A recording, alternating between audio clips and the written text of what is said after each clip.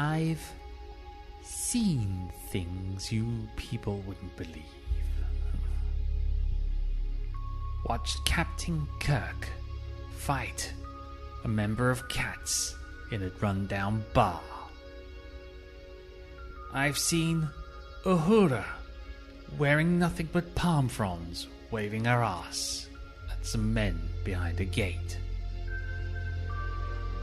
All those moments will be lost in time,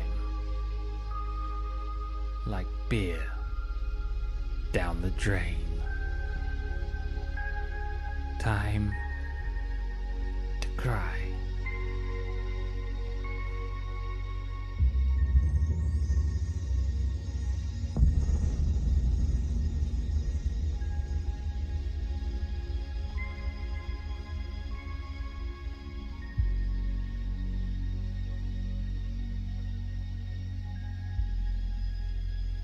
I don't know why I watched Star Trek V again. Maybe in those last moments he loved Star Trek V more than he ever had before. Not just any movie. This movie. This piece of crap. All he wanted was the same answers the rest of us want. Why are the decks numbered wrongly? Why am I watching this crap? What does God need with a starship? All I could do was sit there and watch him die inside. Okay, really? I think I got it. Shall we do the take? What do you mean it was a wrap? With thanks to Lee Metcalf for that introduction. Hello, friend, and welcome to What Does God Need with a podcast number 6. I think I am losing count along with my marbles, but never mind. Here we go again. Dust off your copy of Star Trek 5. Get your queued up with the mountain showing and get ready to press play in 9, 8, 7, 6, 5. Get out! 3, Get out of there! Get out! 1. Go, he says, forgetting to press play himself as he does every time. That's all I got used to it by now. I'm joined this evening by the amazing Llama God. Hello, sir. Good evening. And how the devil are you this evening? Well, for those of you who are listening along at home, and what you won't know, this has been our second attempt to start watching watching the film, because literally, as Org said, go last time, my wife Jo appeared at the door holding the scraplet, who had just done a massive poo. So that's... As soon as Star Trek 5 gets going, what does the child do? The planet of galactic poo, yes. Everyone's a critic. Well, he was going to be joining us originally, but he's been a bit unsettled in the evening, so it's a shame. It's a shame. I mean, the very first film he's seen was Master of the Universe, the movie, so, you know. Wow. High standards indeed. I know. So all the 80s classics. Man. That movie is just so annoying just because it isn't, the majority isn't set on Eternia. I felt such a swizz. Canon Films, what are you going to do? Mm-hmm. But I love it all the same, though, because it's crap. So, which is interestingly appropriate for tonight, maybe. No. So this is the first Star Trek film with a pre-credits. Oh, you know. Oh no, I suppose Star Trek 3 has one, doesn't it? The recap. Yes, yeah, and all the 4. monitor screen stuff, and 4 probably does as well. Yeah, to be honest, I've not watched those movies anywhere near as often as I've watched this one, funnily enough. So yeah, but I think this is the first one where the story actually starts like it's a TV episode, really. Yeah, I mean, it has a freshness about it that obviously the previous ones lack, just because they're just a continuing story. Whereas this one is like, ooh, what's going on? Where are we? What's this all about? And shortly after, the disappointment sets in. I wonder if this wrong-footed people at the time, you know, obviously they would have seen the previews, but would they have thought this is a continuation? I don't know.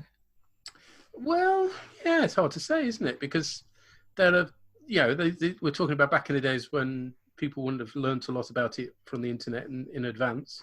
Yeah. I'm not sure I even knew the internet was a thing back when this came out. So, which was the first one that had its own internet page? I remember seeing that the other day. I think it was First Contact, wasn't it? It may have been, or even Insurrection, possibly. I know there was First Contact content, but that's when I first discovered the internet when I went to university that year. Yeah. I've a feeling I had some first content, but it was on a CD-ROM, which gives you some idea of just how long ago it was. Yeah. Oh yeah. I had the soundtrack for First Contact, which also had the CD-ROM content. That was it. That was it. Yeah, and it had the sound effects and stuff on it. Yeah. Yeah. But yes, here we are. We're showing pain, aren't we? Indeed, that's what this is all about, folks. I am tempering my pain with whiskey, though, and the occasional pooey nappy. So yeah, wow, what a combo! It's what I'm learning to love. Glenn McStinky. I mean, this guy, you've obviously been over this loads of times. This guy, he does actually look like Sean Connery. Yes, old Cyborg they were hoping to get Sir Sean, but it wasn't to be. And probably, as somebody pointed out, probably just as well, because you'd spend the entire movie thinking, that's just Sean Connery, isn't it? Yeah, exactly. It works for some films, like Highlander, but it's... Yeah. It's been a long while since I've seen Highlander, I must admit. The one that it sticks out most egregiously for me is The Hunt for Red October, which is a fantastic film, don't get me wrong, but it's like, that's just Sean Connery there. That's no Russian. Yeah, so this is... I think you don't want celebrities in Star Trek, because then you're too busy going, hey, it's that person. Is there an example of a celebrity in Star Trek that works? Oh, there's a good question. Whoopi Goldberg, I guess, would be one. Yeah, but she was in it for so long that I haven't really seen that many movies with her in. So, to be honest, I only ever associate her as Guidance, so that's not a problem. Shock! He's a Vulcan! Da, da, da. Who knew? Well, your listeners would have known. Yes, and I think I had an inkling. From the posters. The posters were just being faces, weren't they? I'm pretty sure the Poster magazine gave that little one away. I think I was expecting that. And he smiles and laughs. Who does that? Apart from, Vulcans in Discovery and other series that we've seen since. But never mind. Well, not quite as uproariously as that, anyway. He's the most on the extreme end of the spectrum, let's face it. It's true. So for me... Sorry, what were you going to say? Go for it. I was going to say, so I have not seen this film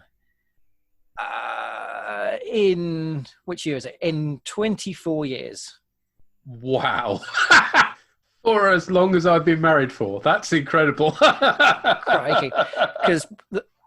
So I got into Star Trek in the 90s with The Next Generation. Uh-huh. I'd seen the odd thing. I think I'd seen Star Trek 2 and the motion picture at the odd point, but caught The Next Generation. That was around shortly after Star Trek 6 came out, and I got into Star Trek in a big way. So I went back in and rewatched the films, watched 2, 3, 4, all right, and then got to 5. Okay.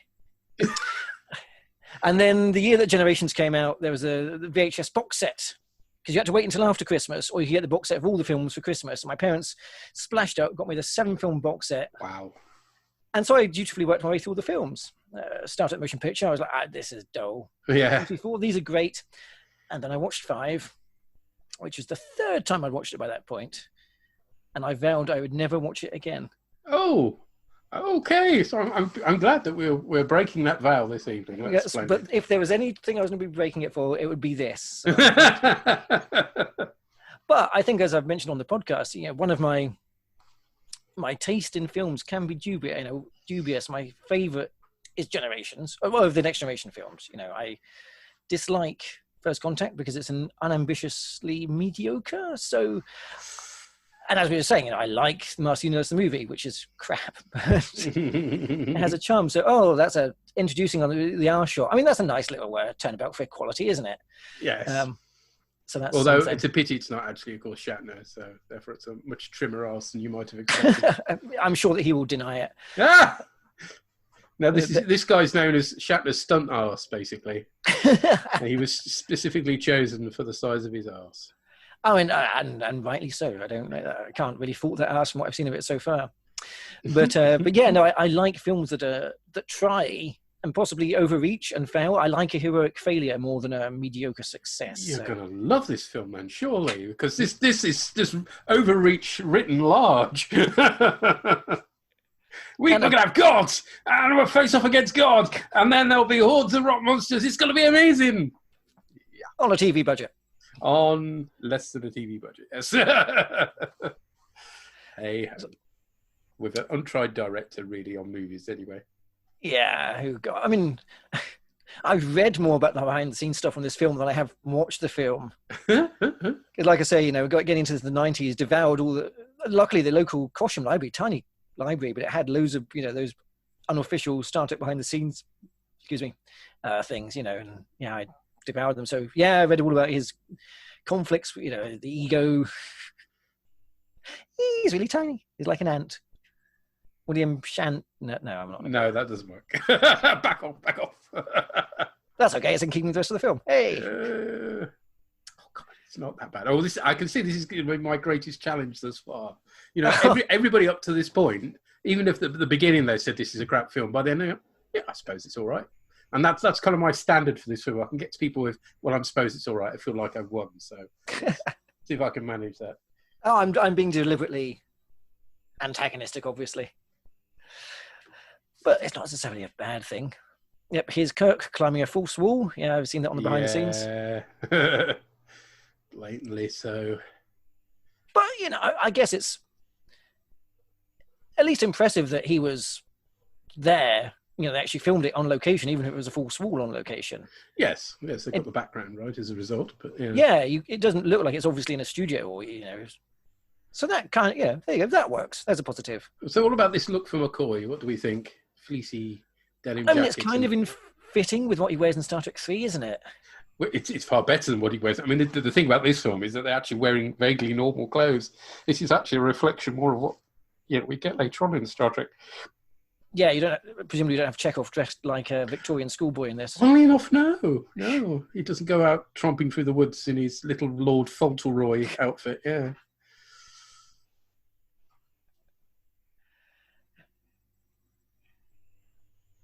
And here's Spock just being a dick. But yes. Yeah. Wonderfully so.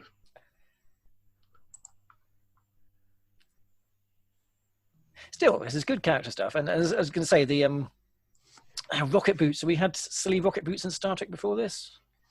I suppose we'd had his little. It was a rocket pack in motion picture. Yeah, that's what I was going to get into. I was looking for words, but yeah. So I guess it's not out of keeping. Still, at least he hasn't deployed any of the the ship's repair droids or anything. Oh, don't! Oh no!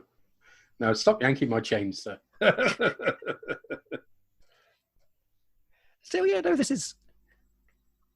It's beautiful. That's what this is. Gorgeous. Yeah, I mean, I like the fact they're actually using real scenery. That's one of the things I do love about Generations, is they use the time in the Nexus.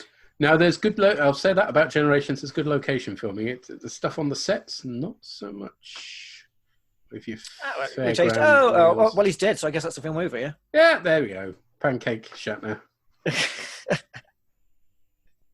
Now watch out for McCoy not being McCoy here. Oh, and this is clearly not green screen. Oh, not at all. No, this is quality stuff. He doesn't have time to catch it. Oh, okay. Oh, I can see the wires. Oh, that's shit. Yeah. But I don't care. Exactly. I'm sorry. I actually do use this as an excuse to when... Look at this. Was that not him? No. Not even close. I've got a still somewhere I can show you just to prove it. Now, this is where all the budget went, folks. Paradise City. Money well spent. I mean, at least it looks better than the bloody set they built for Insurrection, which just looked like a clean set. This one, they've at least bothered to dirty it up. Yeah, that's true. I mean, Insurrection, it was quite an achievement, but you're right. It just looked far too clean and it's only been there 5 minutes, which, funnily enough.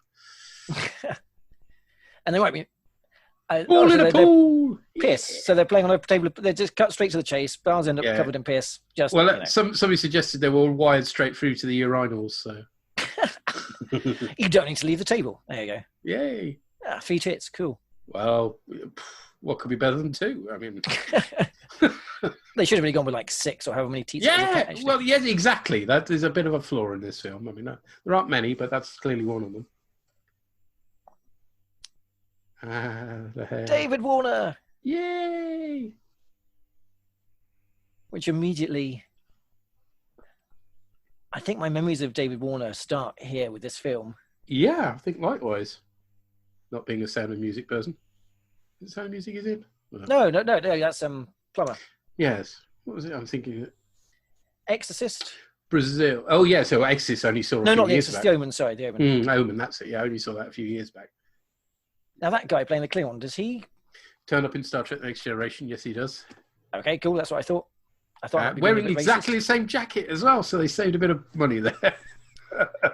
Recycling Klingon costumes I for know. the entirety of the run of the show, including Deep Space Nine. Who'd have thought? Charles Cooper is called. Ah, And cool. he plays Compek. Bless you. He's the one who's too fat.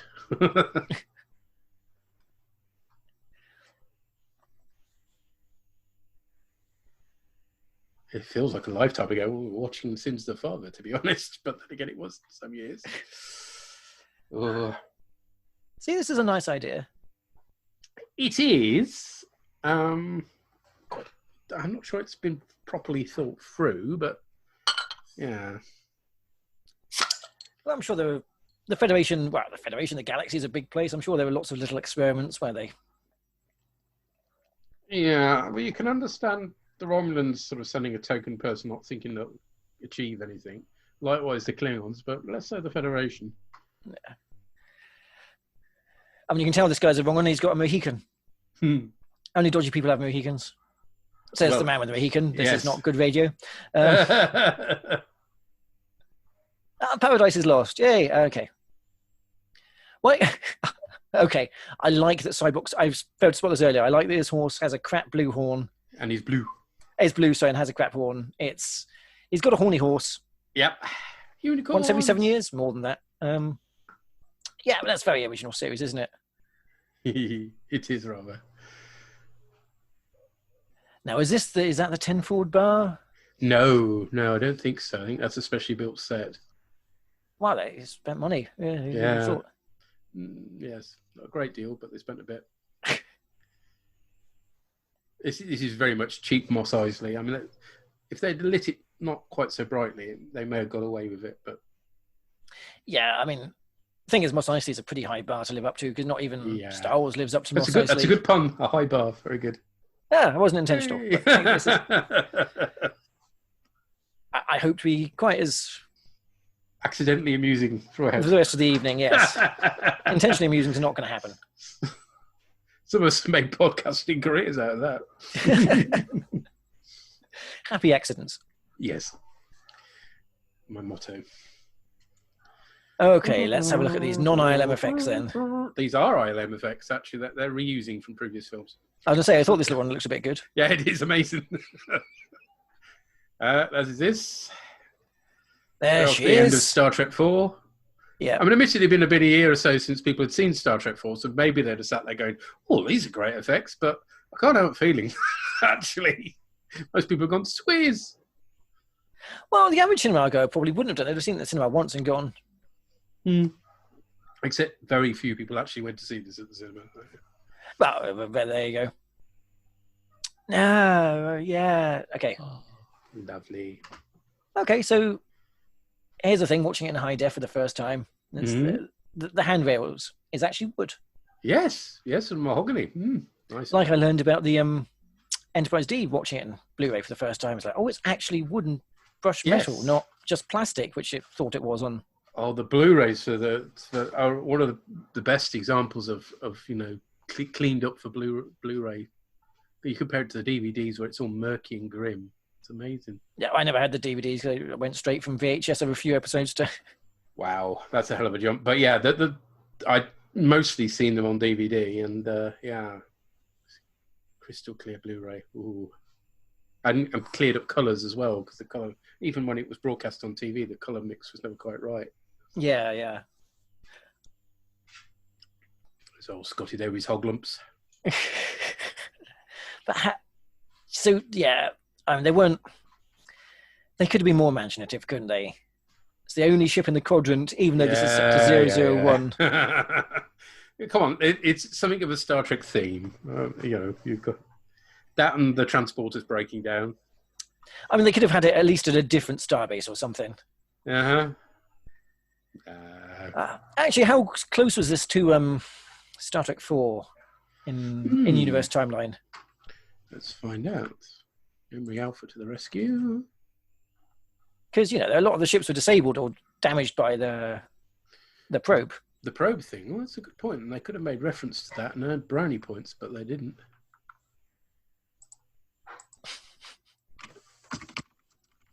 Oh, Chekhov. And this is a good double act. I like this. Yeah. Although it's a far cry from Botany Bay. Oh, no.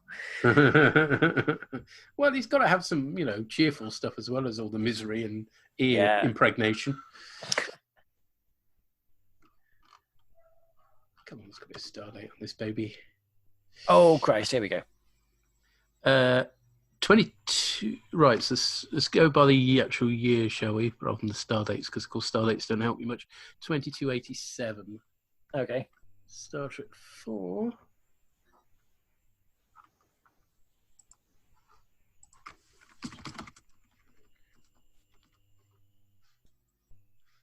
Beans.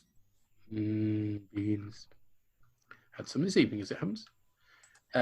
Is 2286. So it's like the next year. Okay. Maybe they've got a lot of ships still out of action as well. Although, to be honest, you kind of got the impression that once the probe left, everything just returned to normal, didn't it? The power went back on. Well, I was being generous. Yeah. Now, see, again, when I saw this the first time, I was like, but they're wearing shirts with buttons. You don't have buttons in Roddenberry's universe. Oh, the irony. But thankfully, yeah. Yeah, Discovery to the rescue. Discovery and Picard. Yes, indeed. Particularly Picard with the pockets as well. I mean, obviously they did it in Enterprise as well, but that's fine. That's a prequel. Yeah, that was exactly as before this. Apparently, pockets and buttons come in and out of fashion, so that's the thing. Yeah, fair enough.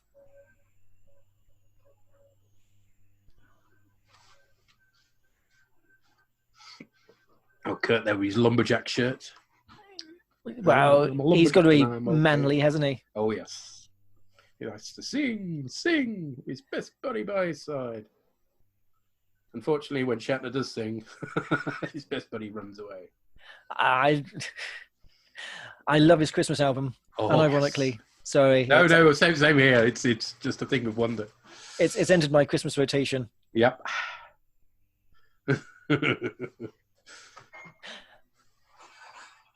No, I guess there's another good thing to this film. I mean, you can't deny the chemistry between these actors. No, exactly. I mean, this is the good stuff, literally. Some of the best stuff in all the movies, I would argue, in these scenes. And he does, doesn't he? He does die alone. Yes. I mean, obviously, Picard, but alone from anyone he knows, so yeah. Yeah, alone from these two. It has been a wee while since I've seen Generations, but then the missus isn't much of a fan, so I generally have to wait until she's out to see it. The same is true of this movie, obviously, but there we are. Oh, that's fair. I mean, I'm not going to be doing a podcast where I watch it repeatedly, so that's... Yeah. Yeah, that Christmas scene would kill me with repeated watching, I know. I mean, that's shy. I can't argue with that. So It's overwhelming. It is awful. If it wasn't for that scene, I think I would hold it in as much, well, slightly less respect than I do for this film, but almost as much. Marshmelons. But they do actually call them that in America, don't they? Don't think they do. Are they not? No. I don't know. I mean, I've been there just the once.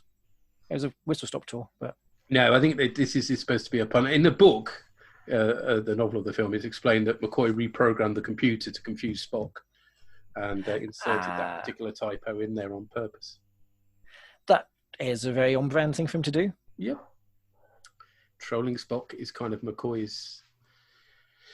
It's what he gets out of bed for. Exactly. Reason for living.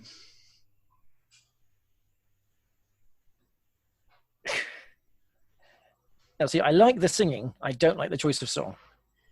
What, Row Your Boat? Yeah, I don't, yeah. There are worse songs. At least it's not bloody G and S anyway. That's true. That's every other Trek film. That's a very good point. It's not Shakespeare. Yeah, you're right. Yeah. It's not. What you caught up with the short treks, the Pike ones specifically. Yeah, because I fed back to you. Yes, you did. You did. So you did. Yes, so you know about the. Oh, the Gordon Sullivan there as well. Yes, of course. Mm-hmm. God, he can't sing, can he? Bless him. He's trying. Yeah.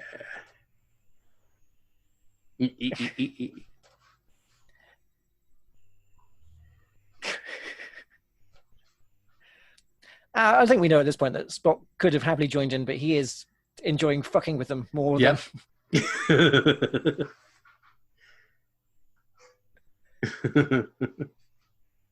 Yeah. He's in bed before he died. It's a wonderful line. There are some, yeah. And as you say, this is good stuff. It's a hoot. Aussie Owl.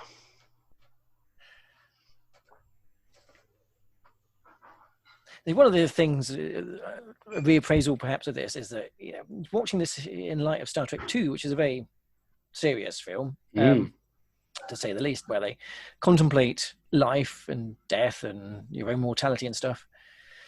And to have, Kirk being a much more thoughtful character in those, and here he's running around like a young man again. Like, that doesn't seem on brand, or seem right for someone who's gone through that. Well, even by the end of 2, he says, "I feel young." So he rediscovered his youth, isn't he? So yeah, people do, as I'm learning as I get older, people change. So, and yeah, as your life runs out, you realise that going to take a bit more few more risks actually. So yeah, this is a sort of not a midlife crisis, but a further on life crisis than that. Hey, yeah. Klingons, rejoice! Now, when I do one day cosplay, I will do it without the vest because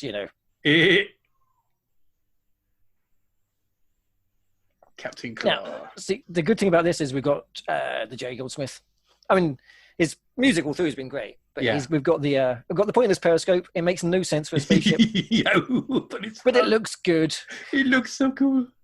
So I will totally allow this because complete with those bizarre things that go over his shoulders as well. I mean, what the hell are they about? Some restraints? Is there some recall from? This is grim. Yeah, no, it's bad. This bit. Yeah, this is the cheapo effects film. Yeah. But you see what I mean? Those girder things that go over his shoulders. Yeah, it's what possible purpose can they serve? They don't let you go until you've actually scored a successful shot. It's like an arcade game. You shoot to win or you die. It's a fake. Klingons get so excited they turn into like babies and they can't stand up straight anymore without those holding them in place. What the hell? It's a booster seat. If the ship has to stop suddenly, it's a seatbelt. It's a Klingon seatbelt. Yeah, they have them first. Makes sense. Yeah. Or as if they lose gravity, like that'll ever happen on a Klingon ship. They'll never lose gravity. No. That's why they don't stock gravity boots. It's a crane with a light on it. Yeah, we know, but who cares? That saves a bubble too. I like Spock's Vulcan pajamas. They are lovely PJs, yes. An angel.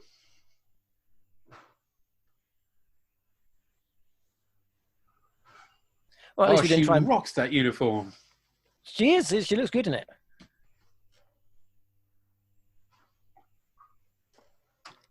Yeah. Okay. Yes. Kirk's stunt double does have a better ass than him.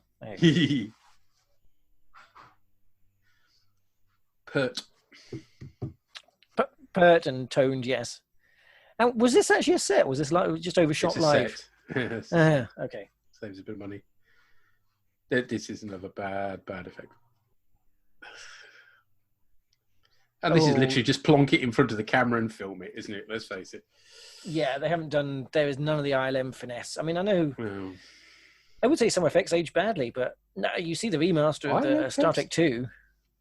As good today as they were back in those days. It's not a good thing.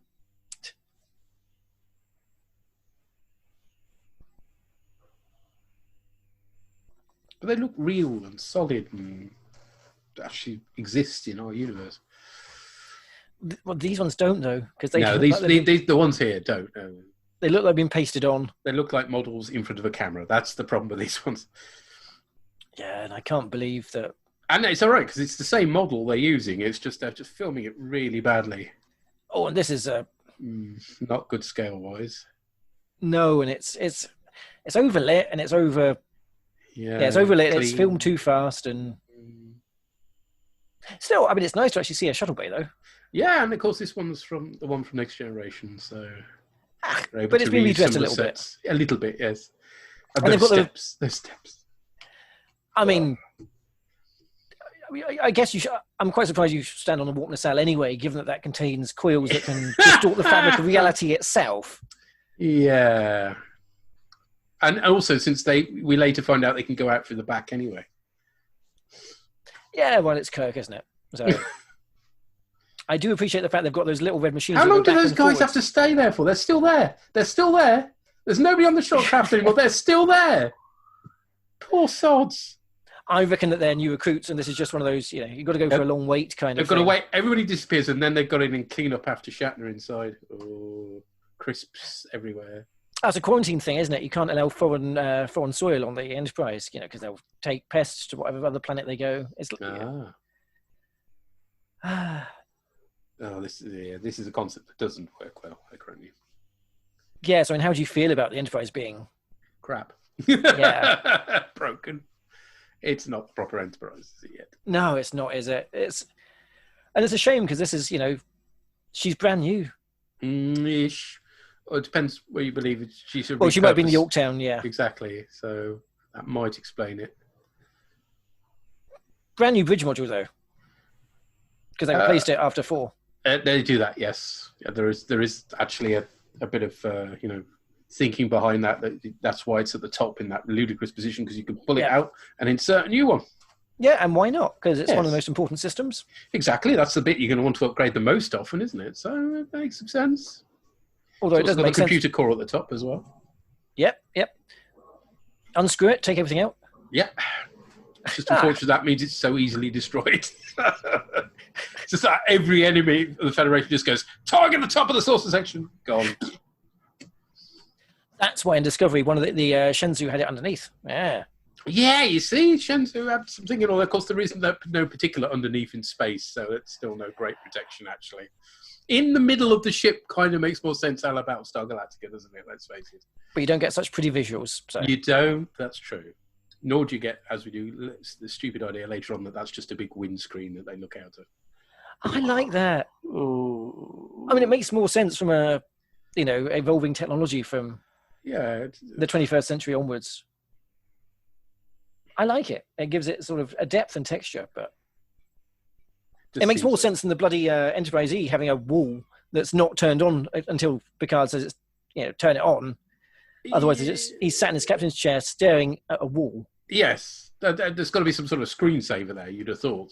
That's fun to look at. Vineyards or something, probably.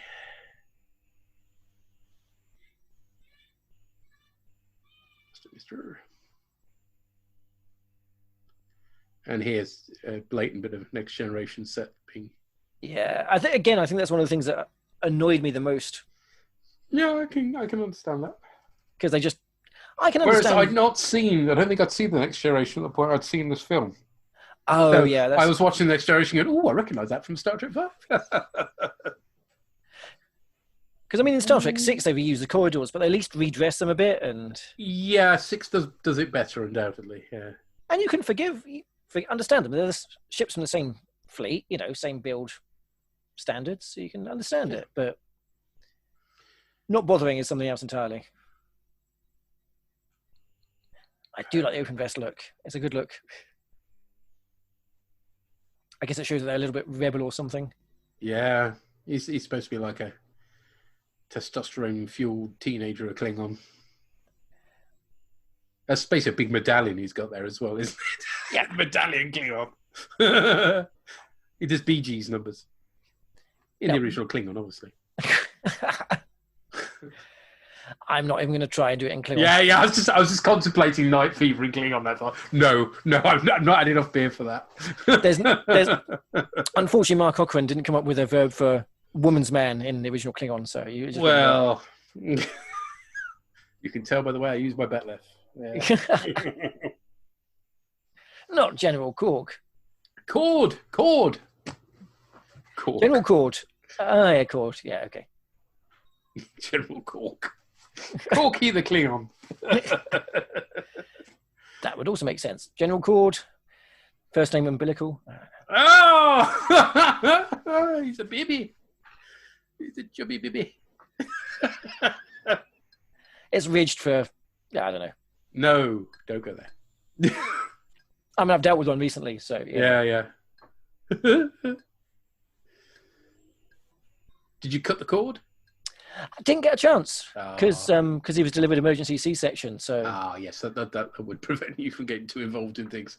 yeah, I mean, had it been standard C-section, might have got the chance, but yeah. No, I like the fact they got a decent cameraman, good tracking. Yeah, slightly fuzzy. I think you ought to, turn that dial a bit on the old video player there. Yep, I didn't see that. Spock's going off to space Facebook. Space Googling him. Yep. Your brother has checked into Nimbus 3. Which is... Wait, isn't that one of the brooms in Harry Potter? I wouldn't know. Probably best. I didn't last more than 10 minutes of Harry Potter. That's fair enough, and I'm regretting it now for other matters for another podcast. Feel your pain. All those bell bottoms. Yeah, they've proper aged navy. well. That was proper navy, them are. Now the jacket, I do not like Kirk's jacket. With Dude. it's the obvious poppers that ruins it, really. I love it. It's my favourite thing. On its own, it would be okay. But It's velour, for heaven's sake. It's so Shatner. That is very true. I like the fact that also Scotty sports something similar in 4, I think.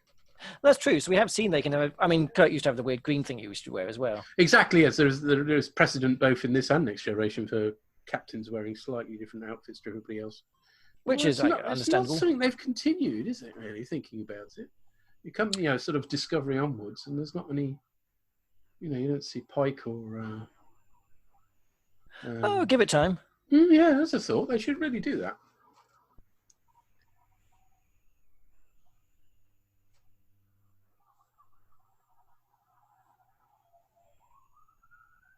Oh, it's all kicking off in Welling tonight. Again. If you can hear those sirens. Oh, okay. All I can hear is the scraplet crying. It's dinner time. Oh! See, again, this is a nice little set. This is actually well lit. Yes, it's observation room. And it's got a ship's wheel. Nice touch. And again, the wood. Yeah, but it's the kind of thing you... Not so sure about those wee armchairs, actually. They're a bit cheapy. Yeah, but that's the kind of thing the way you decorate a function room, isn't it? Yeah. Which you'd think that deck would have been. Well, that's certainly what it ends up as at the end of the movie. Take me down to Paradise City. Where the girls are green and the grass is pretty. I also make it a thing that everybody who takes part in this podcast has to sing that. I've gotten there ahead of you, but I'm sure there'll be a chance later when there's nothing else to talk about. Well, yes, that long, boring bit at the end. Oh, that reminds me, I haven't warned you about You Have the Con. No, you haven't. If at any point I say You Have the Con, that means that my feeble digestive system has given up on me yet again, and I've got to rush off to the loo. Okay, that's fine. Point, that's your cue to say anything you like. You the floor is yours. I mean, I think I've been doing quite well so far anyway, but there you are. Oh, shit. No, that's all right. It's not bad. The planets are good. The shuttle's not. It's a bit overlit, but, Yeah. It, compared to some of the other crud in this film, that's high art, that is. So this is their raid costumes. Yeah. They're jumpers. Yeah, they're readily available in the 1980s jumpers. Yeah. Yeah. As opposed to, armor or... Yeah. I mean, we've already had the American football players in... Oh, God, that's terrible. The American football players in Star Trek 2 and 3. That's true. And you did the motion picture as one in that as well. Okay. In fact, I think you get the full helmet and everything in the motion picture. And it looks dumb beyond belief. So I much prefer these jumpers, personally. You actually make a valid point. But by the time you get to Discovery, which of course is before this, they suddenly got Kevlar body armor with lamps on the shoulders and things. You think, that's so sensible, but why did they suddenly abandon that for the rest of Trek? It was just Kirk. Kirk was on the Enterprise. He didn't want that. Yeah, see, real stuff. men don't bother wearing armor. They just go in with a woolly jumper. You see, you can get out through the back. All this nonsense about steps.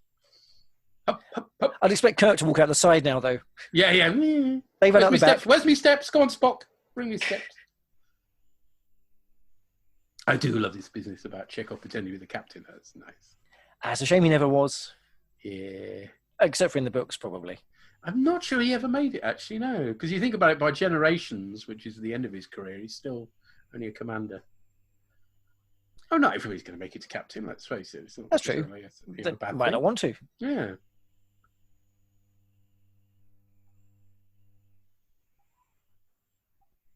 You see, those glowy binoculars are a bit of a giveaway if you're doing a stealth mission, aren't they? But that's what you do in all this. Spotted. Yeah, but that's true in all the science fiction movies, isn't it? The helmets that are lit on the inside so you can't see where you're going. Yes. Actually, I was listening to just a crossover to the other podcast briefly, one of the commentaries on the episodes we're covering for BSG next time, and Ron Moore freely admits in that yes, the helmets are lit up for no good reason except so you can see the actors' faces. Which is, realism has its place, but it would make dull TV. So, sound in space, same thing. Now, of course, I do remember this bit. Oh, yeah. Ooh, who could forget?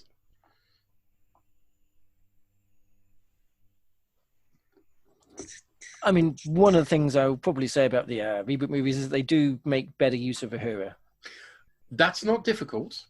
I mean, a high watermark is definitely 3 when she actually locks somebody in a closet and threatens them with a phaser.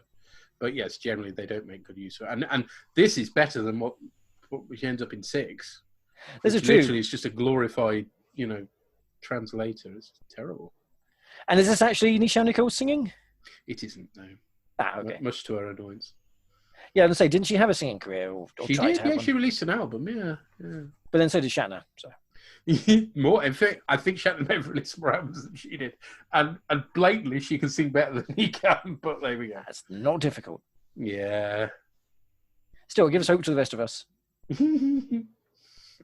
Now, were these Shatner's horses? I don't think they were his own personal horses, no. Or was this where he started his love of... I think he may have been into horses before this, actually. Is arguing with his ex-wife over who gets the horse sperm. No. Which one? Well, yeah. No, not which sperm, which... Anyway. Hey! Good joke.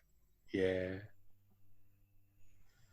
And it's good to see them wearing their face masks as well at this, present Yeah, time. I mean, Kirk's not, though, obviously. No, because he's an idiot. Yeah. It doesn't matter to me. Galileo Figaro.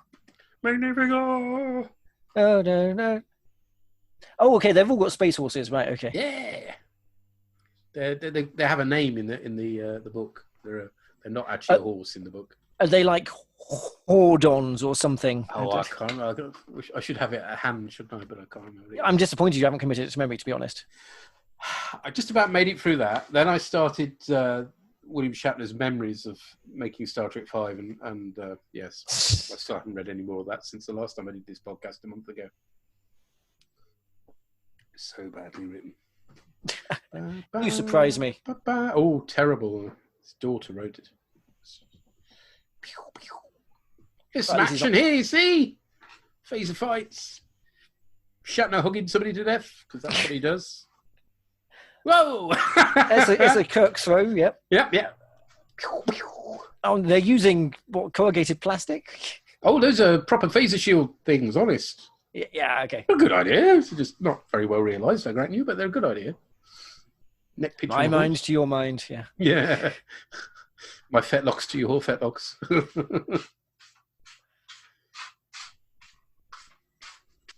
Have these on your bar. I don't want them on mine. I've just been my socks just thrown at me by my wife.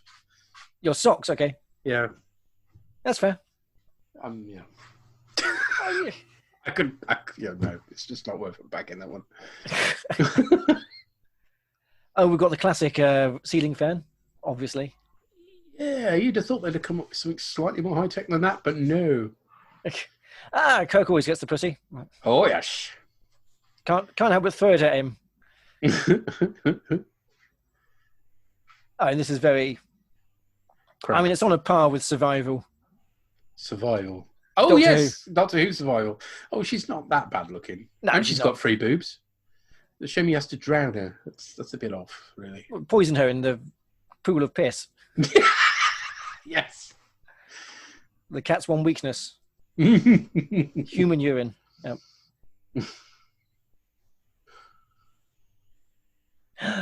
It's a trap. Be on out. Fooled you. My cunning plan has come to fruition. Just as well the Klingons didn't get here first. Kirk's ego suitably burst. How could it be going so wrong? I read the script. Who's been doing rewrites? Damn you, Nimoy. This didn't happen when Nemo was in charge. We're getting Nicholas Meyer back next time.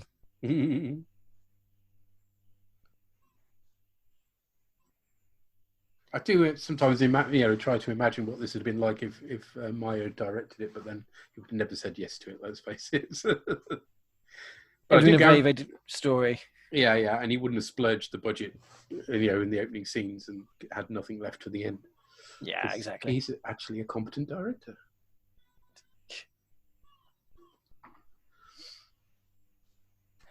Now, Cyborg's wearing similar to what Spock wears in The motion picture, it's the same Culinary. thing. Yes. Is it exactly the same suit? It is the same outfits, because cheap. Literally, they gave Shatner 4 beans to spend on this film. Yeah, it's not entirely his fault. Well, it is and it isn't. But again, he spent the 4 beans on the, building this city, and then didn't have any beans left for the ending. You He's build only got cities on himself rock and to roll, blame not for on that. beans. Yeah. Yeah, exactly.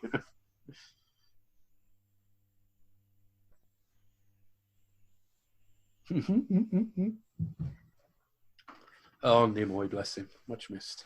Yeah, that's exactly what I was just thinking.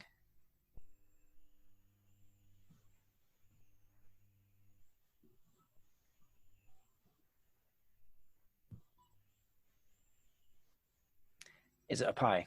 Is it a big Damn pie? you! Damn you! Height of criminality, stealing pies. Up there with the bastard that stole the crossword out of our Radio Times last week. What? Yes. Crucifixion would be too good for him. How... Well, you've been an expert on these things, so yeah. Indeed. Okay. Seriously, I'm a man of forgiveness, but if I do ever catch that little bastard... You forgive him after the crucifixion, that's how it works. Yeah, right, okay. Fair enough. Now, stealer of crosswords.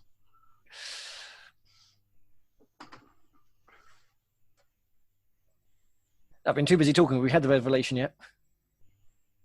Not yet. Okay. If the revelation you're talking about is his kinship. Yes. Not yet. That comes in, I believe, when they're locked up in the brig. Yeah. Yes. I should know by now. I should know this damn script like the Like back the of my back of your hand. Boom!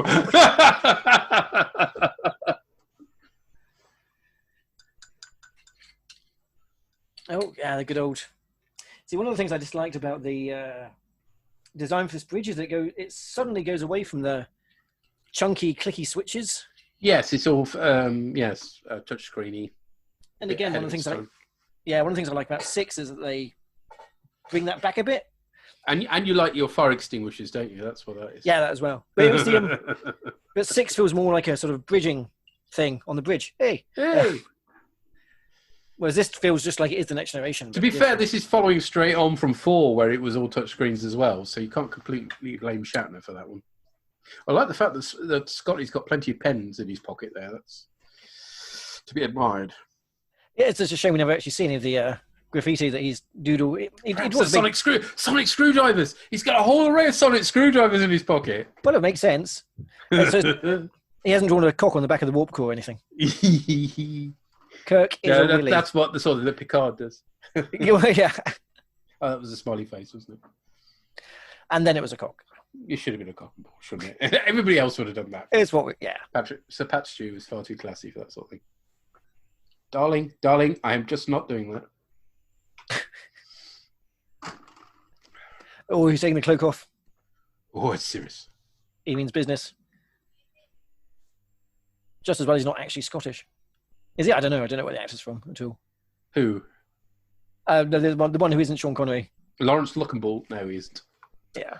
I think he's a United Statesian of some degree or other. Let's find out. To him the bird. Diddly-diddly.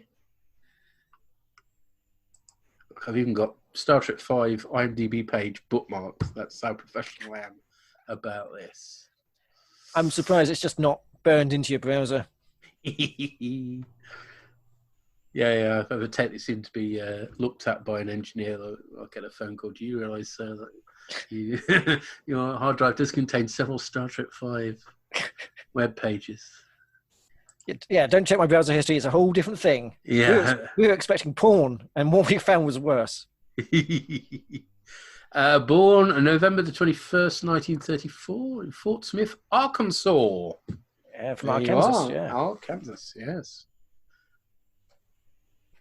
I love the fact he's an actor best known for Star Trek 5. Hey! Why Good not? Man.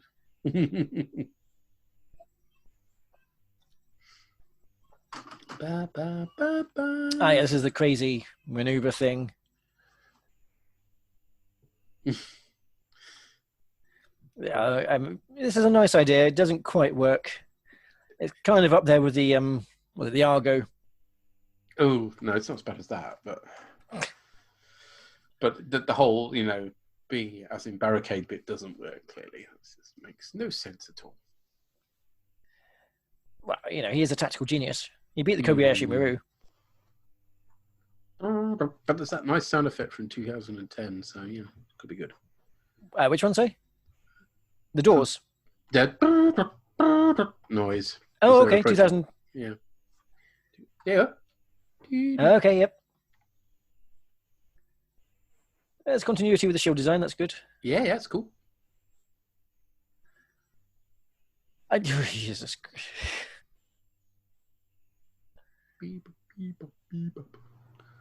I am. That's another film I'm a bit of a fan of, despite the fact it's not very popular. It's 2010.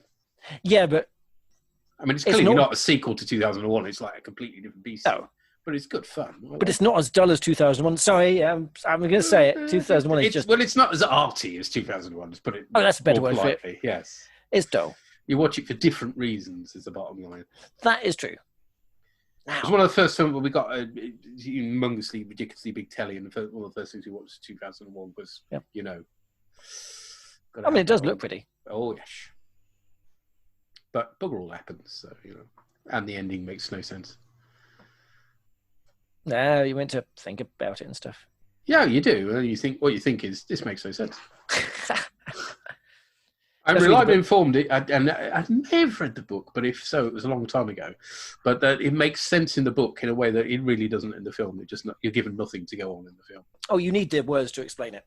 Well, some sort of explanation, some sort of description of what the hell's supposed to be going on. Now here we have just random pictures of babies. I mean, I like babies, but it's just weird. Space baby. Fight. Now, if only they had seatbelts in these bloody things.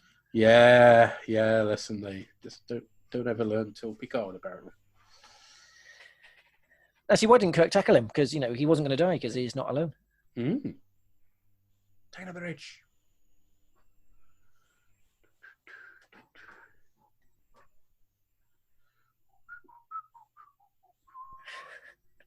It's a good earworm, that. It is. Oh, such a tune. I'm having it played at my funeral. On bagpipes, obviously. Oh, God, no. You know me and bagpipes. Oh, that's true, yeah. No, something I've never brought up on the podcast. Joe actually really likes bagpipes. You have infected her, oh my. I'm not. I'm indifferent to them, so... All right. How can you be indifferent to bagpipes? Wow, that's quite a claim to fame. It'll be on your CV, indifferent to bagpipes. I don't know. They're Marmite, literally. Like people passionately love them because they know what it means to be Scottish, or you think that's a bloody awful noise. I like them when they're used well, like they kind of are sometimes in Battlestar Galactica's soundtrack. Yes, again, we shall agree to disagree. But, I don't find them offensive either. So I don't go my way to listen to bagpipe music. I will grant you the one time it does work, obviously, is in Star Trek 2. Yes, that's true. But I'm not sure that's because by association that's such an emotional moment that, therefore I've associated Amazing Grace and played well on the bagpipes as something that's actually good. And yeah, that's a fair point, actually. It's a fair point. It is a bit cliche, but there we are. Does he wear a kilt? I know he does in the original series, doesn't he? But for that scene, I'm thinking. I want to say maybe. Okay. That's commitment for you. Indeed. That's funny. Trick. Let's see if Google can come to the rescue here. Scotty. Because of course, every Scotsman knows how to play the bagpipes. As that's how I got my citizenship for Scotland. Not being a native. I'm sure that was part of the test, wasn't it? Yeah, absolutely. I'm afraid to say that no, he is wearing trousers. But he does have the whole. Well, he has a set of bagpipes, so that's kind of. But in the original series, he does have a kilt as part of his dress uniform, doesn't he? Which is fine. Which makes the car. Oh my giddy up! Please tell me that's not part of the official adapting of the film. There's this amazing picture now. How can I send this your way? Well, you can screen share on Zoom, and I can switch back to Zoom very quickly. Okay, let's. I don't think I've got anything incriminating here. Just double check. Screen save this thing. Do not use while in space dock. Yay! Trek toilets. Wise back. You ready for this? Right hand side. Let me just. Well, you can't see because that wee thing. Move that the way. Out. If I'm going to do. I'm not. Men fight with windows. It's the sound effect that really gets to me. What? I'll have to somehow include that picture. Somehow. Nice. It's McCoy holding his ears in the background. I'm sure he doesn't do that in the film. There we are. Right, stop share before anything bad happens. Now, see, what's interesting is that obviously knowing about Starship Design, I don't know actually on the Constitution class, but by the time the Galaxy class, then all the waste goes back into the replicator system. Yes, nothing wasted. Except they don't want to eat prisoner shit, clearly. Except there is. Yes. So you still need a toilet. It's just what happens is that it's no longer ejected into the space dock, which, let's face it, was a stupid idea anyway. And here we have the revelation with the kinship, yes. Spock and his many, many hidden siblings. Yes. I'm looking forward to learning about more as time goes by. Yes, well, once we hit the Pike series, a whole new opportunity to find some more siblings out there. Yep.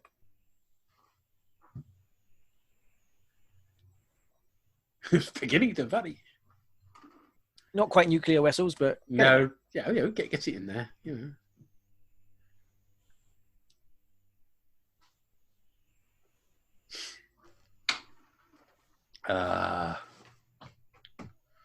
Just about we've got 2 turbo lifts now for a dramatic entrance. Indeed, yes.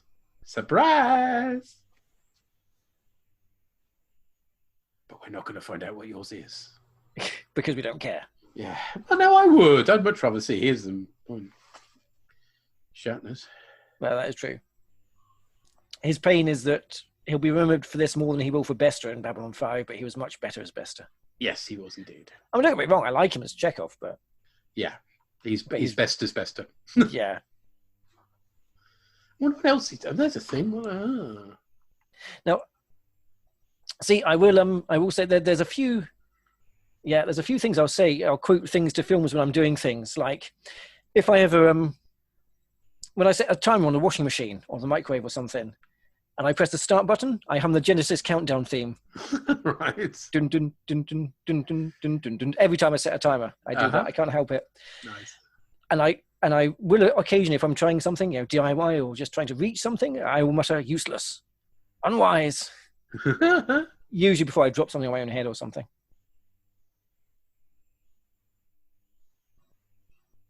He wasn't in a great deal, is the answer.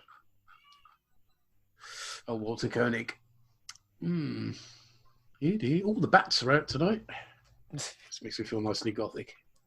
Yeah, excellent. I live next to a cemetery and I've got bats in my garden. Oh, that's even better. I mean, we've got foxes and bats, but no cemetery. Well, not on the back door anyway. It's fine until we reach the zombie apocalypse, and then I'm in big trouble. Well, at least you know what you're getting to.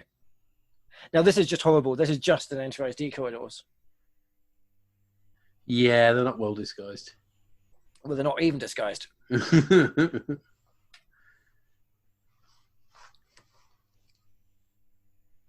I feel with my hands, but okay.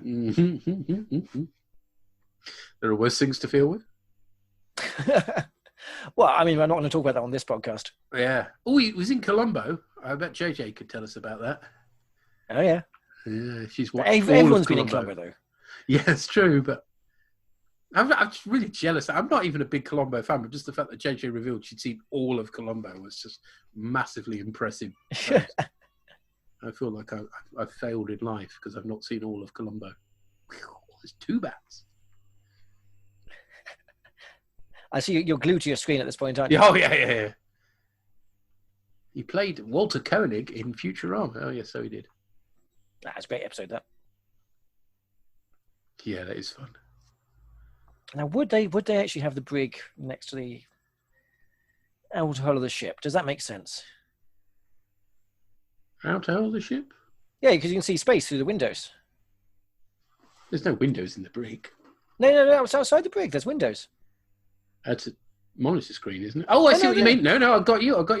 Portholes. So, does it, I suppose it mean on the one hand, it means you can just jettison them if you wanted. On the other hand, it makes it easier to break out. So, yeah, does that make sense? Well, yeah. Breaking out through the window isn't a good idea in space, generally. I'm surprised Kirk doesn't try it, though.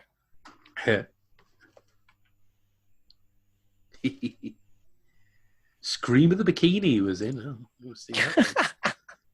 God. Well, that'll be your next podcast, yeah? Yeah. Scream of the Bikini commentaries. What does God need with a bikini? Comedy, it claims. 2009.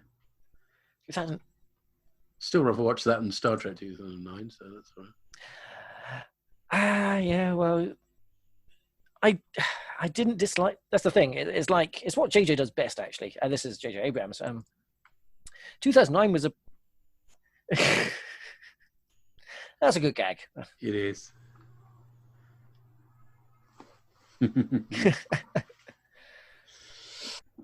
It's a shame, really. I think later, when I went back and rewatched Star Trek, it's like, oh, Scotty's not just comic relief. No, he's a shock, and he doesn't have a moustache for most of it either. That really threw me.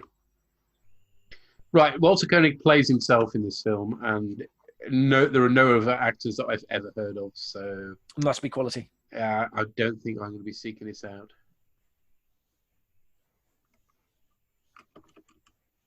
And these are very big Jeffrey's tubes, but then I guess the original Jeffrey's tubes, the Enterprise D were absolutely huge, crazy. These aren't service ducts; they're corridors. They're not. Yeah.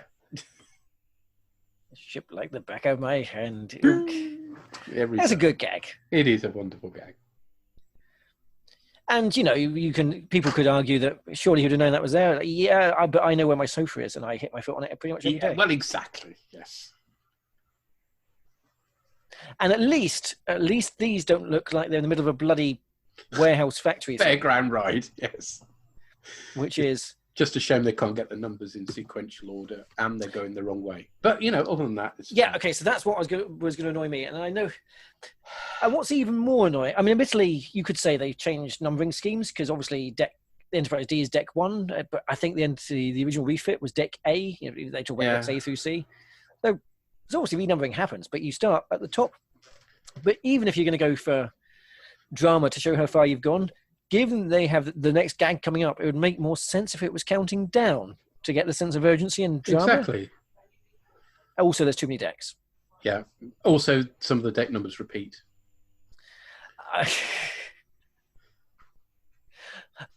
Do you know what would have made this better? If they Anything? had, well, yeah, okay. It was if they'd filmed this Batman original series style. So it was tilted, and they had someone stick his head out. Yeah. It's deck 13. 13. You got it. Deck 13 is missing. That's... Yeah. Freddy Krueger, was that how? I don't know. Yeah. Let's think about a much worse episode of Batman 5, shall we?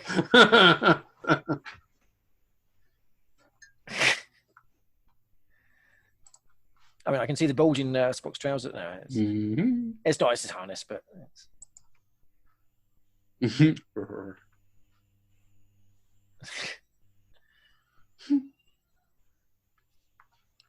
Deck 10. Stop it. Don't do this. I told myself not to do this. Just fried Sulu's face. Yeah. We know... Melted it off 33, 52, 64. 64 again, 52 again, 78. 78 again! Why? Why would you edit it like that, you fools? But the Constitution, the Galaxy class starship only has 42 decks. It doesn't have the... And why do you need to put big numbers on the decks in the first place? It's not like the turbolifts count as they go. Well, no, it's maintenance. This is actually real life. You would have, number of things on. You'd have seen it like on the underground or something, all the maintenance hatches that have numbers. Oh, I'm not going into the underground. Well, not today. Not at the moment, you wouldn't. Well, no, not even ever. As in, sort of wander the tunnels. What's that film with? What's the name of the actor from Great Escape? I don't know. Dear. Brain has gone. Donald Pleasance. There are nasty things in the underground killing people. Oh, excuse me. I have hidden my mute button because I've got the film full screen, so I can't. Whilst I choke on my whiskey. It's...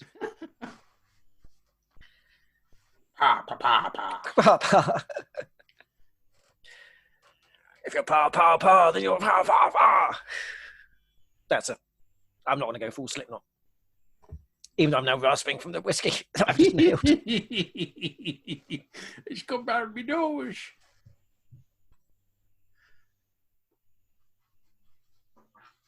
No, he doesn't. He's a starship captain. What the Transformers are behind you now.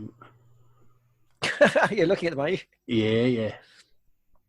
There's many. There's about 1,500 behind me. So.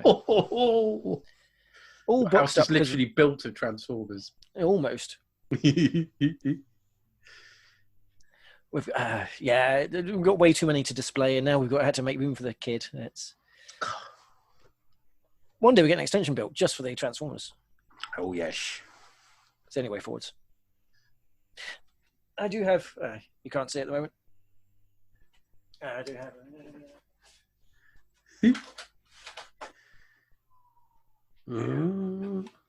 Oh, nice.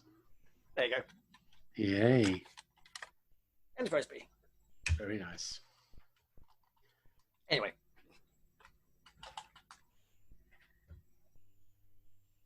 I mean, this isn't a bad scene, is it? It's about to get very serious. Serious business. Which is, there's a way of writing, drama so that the humour offsets the serious stuff and it makes it impact more. Not sure they quite get it right here. Yes. There's a bit lurching from one to the other, but... I mean, you can, there's, was it Serenity? There's all the comedy and then the sudden death of a main character. Yes. Spoilers. But it kind of works as well, just because of how it's, this is... No, I only ever saw Serenity once. That was enough. It's a bit grim. Yeah. Named after Sean Connery. Yeah. Just about they weren't Stop trying to touching cast. all those things. Now they've got to spray them down with cleaning fluid, you idiots. Yeah, I am a lot more anxious about that sort of thing. Yeah.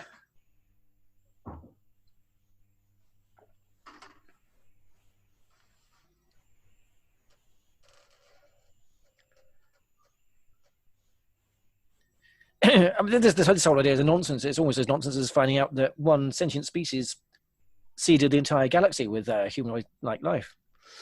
God, that sounds strangely familiar. They look a bit like Odo. Whee! Yeah, weird that.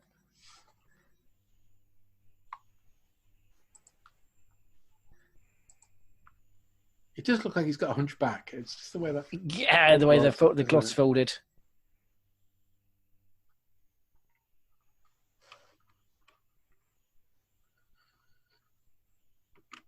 Well, I mean,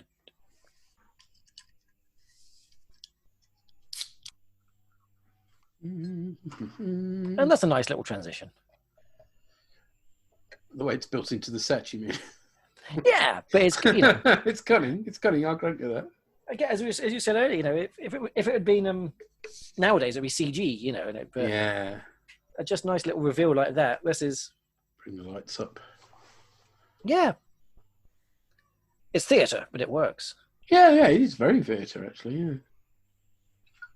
Theatre of the mind.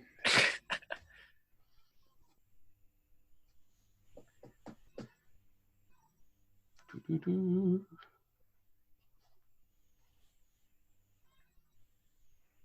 I do think it kind of looks like he ought to be DeForest Kelly's dad. That's good casting there. Yeah, it is. Of course, the big question is, why is everyone worried about the French bread? That's. Let me share your pain. No, I like a good baguette. Sorry. Oh. I can't be the first person to have made that joke. You are, and you should feel truly sorry for it. You should know by now. I know no remorse. Pain au pity. chocolat. The highlight of the school trip to France. That was discovering that was a thing. It's bread. but with Breakfast chocolate in and it. it's chocolate. Way. Wine with every meal. What is wrong with British culture? Funny now? enough, we didn't have that as kids, but we did get the chocolate Yeah. pretty goodness in the morning and that fresh bread. Ooh, nice.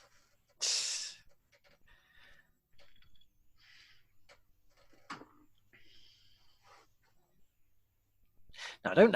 Again, this is one of those things. It's because it's been so long since I've seen it, but this is one of my, for better or ill,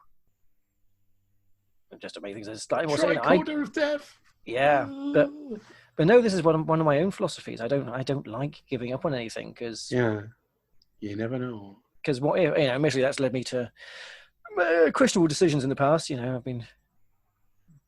My first relationship was in way, way too long because I thought, but what if? And sometimes actually endings are just as important as waiting. Yeah. So sometimes things come to a natural end, but yes, who's to make the decision and make the decision at the right time and the right place for the right reasons, and it's so this is very powerful.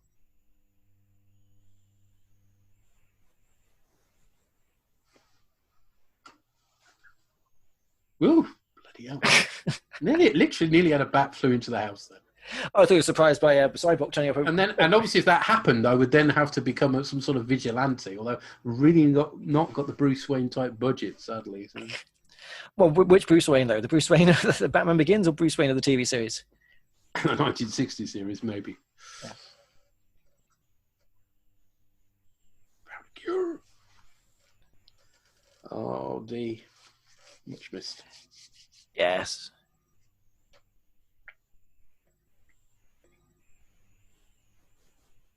Yes. What? I mean, for a society that's meant to be so enlightened that they have a ship's counselor on board, you'd have thought he'd have dealt with this by now. But they don't at this point, of course. So. No, they only get that enlightened by the next generation. Then they abandon that. Because it makes for very boring TV. Yes. Plus, counsellors were very much a thing of the 80s, let's face it. We have them now. Why don't they have them then? That's what have them then. Now they just have property rights lawyers, I suspect. Sorry. Yeah, that would be. Disengage cynical mode. Shut up, dog. No. Oh yeah, here we go. This is this is exactly what it's like. Yeah, this is what you want, isn't it? Yeah. Yeah, that's exactly how it was for us as well. Did the midwife brush up as nicely as that? Because seriously, she spent a long time on her makeup for that role. Unfortunately not, because also it was during the COVID pandemic, so they had to just have masks. Masks on masks, yeah, bless them. Mm.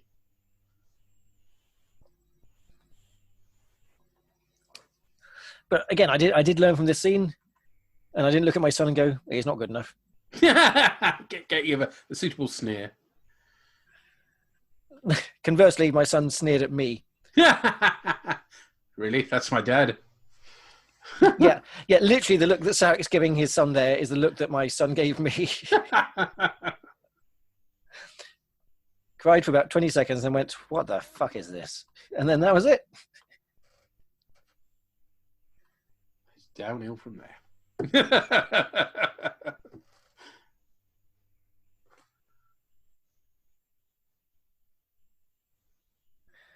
But I know I guess there's some controversy about this, but I don't think it harms Spock's character at all. No, I don't have a problem with this at all, and particularly the fact that he then says, this isn't an issue for me anymore, which is kind of like the trajectory through the films. So, as I've said before, it's a bit of a pity that Nimoy had to strive for that because it wasn't in the script. Oh, was it not? Okay. No, this is Nimoy's doing. Well, he was the one who knew the character best. Yep.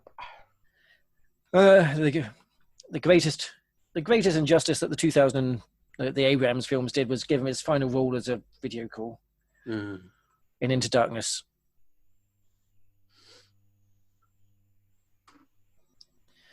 Yeah, it's not necessarily a good thing. Yeah.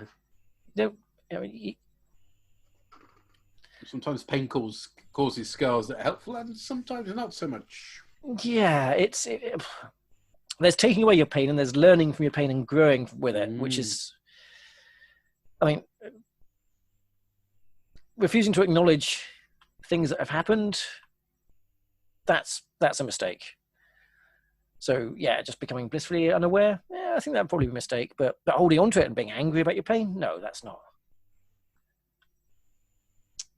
Does the book go into what Kirk's French bread would be? It doesn't, no.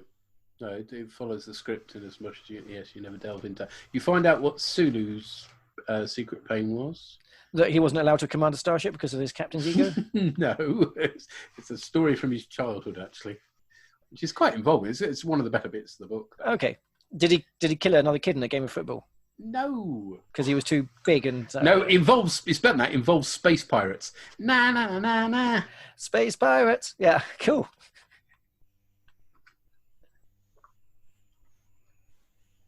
Trying to think of what else you get. You get Sulus.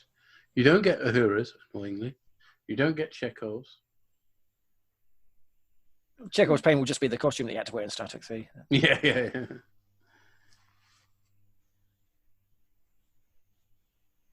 And you get Cyborgs. Oh, okay. Which is all about his mother. Well, unsurprisingly, Very frightening.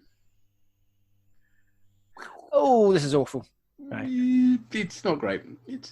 Again, there is worse, but it's not great. Now it gets worse.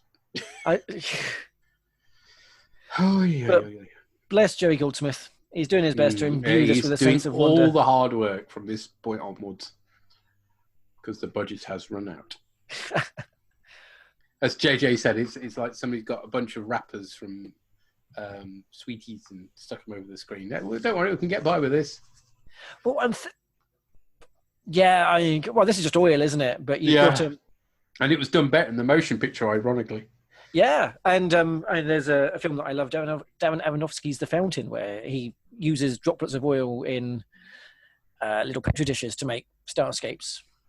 And so very low tech, but because of you just shot with decent lighting and decent speed on decent cameras, it worked. This could have all worked. if it had just been shot slightly differently. There's nothing wrong with doing it, cheap. But there we are.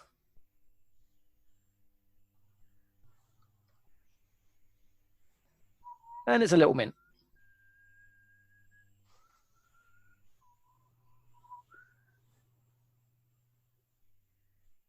I don't quite know what they're so happy about.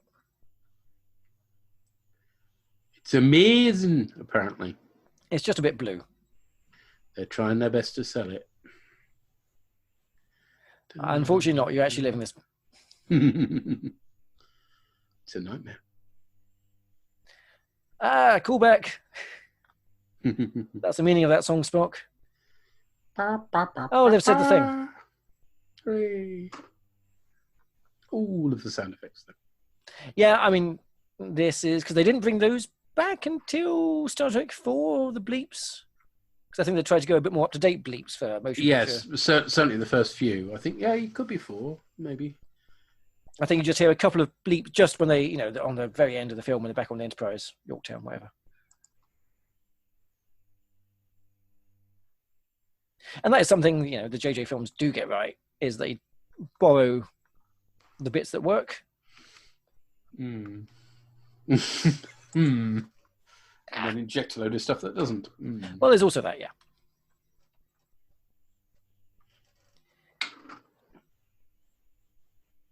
I was looking for an image today for. I had a Zoom meeting, and I always have Star Trek backgrounds for my Zoom meetings. It just impresses my colleagues, stroke confuses my clergy colleagues who have no idea what the hell it is they're looking at. And I was looking for because I'm building up for some holiday at the moment, so I was looking for a Star Trek holiday picture. And of course, the most you can find generally is awful pictures of Riser episodes, which are just awful, which really don't give any idea that this is supposed to be a paradise planet.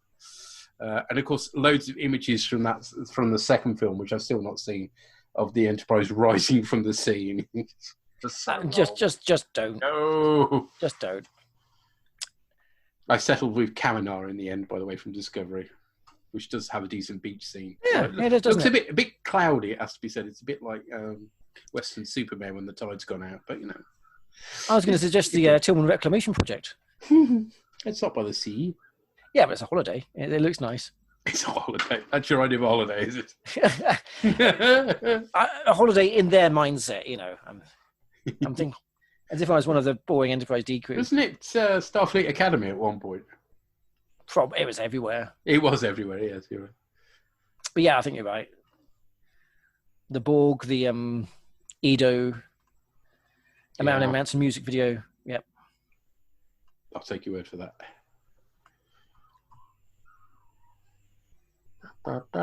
You see, 9 times out of 10, I reach this point in the movie, and suddenly my bladder's like saying, "That's it, I can take no more." Are you telling me that I have the con? You have the con, sir. It's almost as if someone else is flying this. I'll try not to crash the ship while you're gone. I mean, obviously, I've gone on to that sort of thing in other podcasts. Being left in charge of a starship and crashing it, never mind. Well, we've got people staring out a window. Not too much staring out a window. It's like the motion picture, but not quite. Briefer. They've just shot a model in front of a thing. I mean, bless him. He's doing his best. He had big dreams. He saw his mate do it, but he didn't understand what was happening. No, your weapons. You will not need them. It seems I'm being joined by a dog. The dog is going to be my co-host now. So I'm going to be Han Solo and he can be my Chewbacca. We can go to a completely different galaxy far, far away. No, actually, this music's far too twee. Sorry. Twee? There's just the wee little pipes or something. So where was this filmed? It was the same place as number 3. It was it'll be somewhere in America. So the Mojave Desert, I want to say. Okay. Let's just have a look. Because the one time I was in the States, I did make the point of going to the Valley of Fire, where they filmed the Viridian Fee scenes from Generations. So I have been to the spot where Kirk died. Oh, right. I did so my a little cross. Well, no, obviously not a cross, but No, there isn't. They're very naughty because they're meant to have, because it's a national park, meant to have removed all signs of filming, but there is a couple of bolts left in the rock, oh no. from where the bridge was or whatever.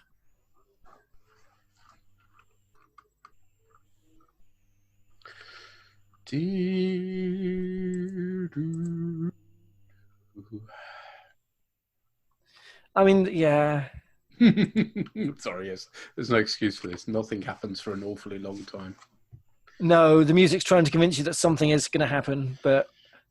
That's clearly the Next Generation transporter room, isn't it? Yeah. It's terrible.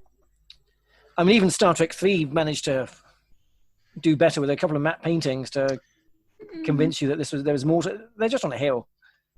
Yeah. They're somewhere not... It looks realer than Star Trek 3 does, but it's somehow less exciting. Yeah. See, I don't mind real if it's well shot, like, what's it? The landscapes they use in the Bond films when they go exotic, that sort of thing. That's fine, but the camera work is mediocre. Very Mad Max.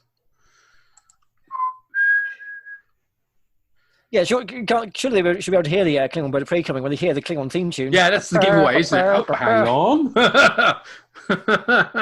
The Klingons' biggest, they take all the trouble cloaking their ships, but they play that tune all the while. It's like ice cream bands. I made him choke on his whiskey now. Oh my god! You did, yeah. I just literally taking a sip.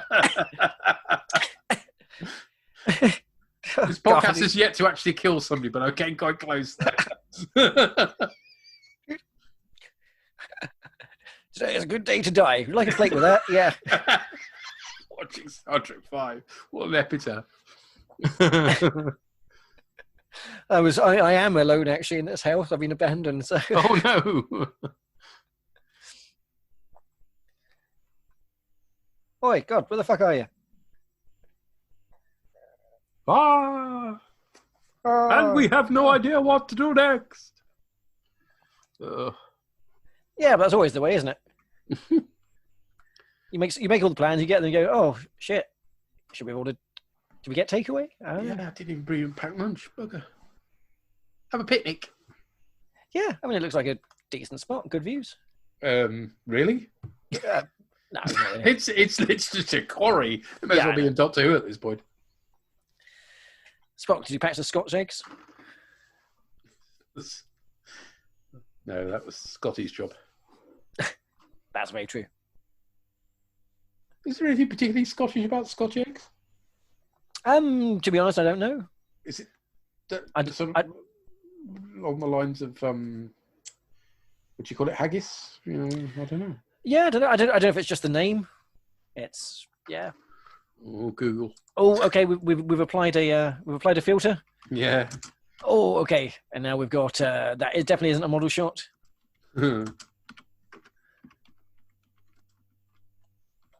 Oh my. Oh dear. Yeah. Oh, Scotch eggs really Scottish. Apparently, it was developed in North Africa, so no.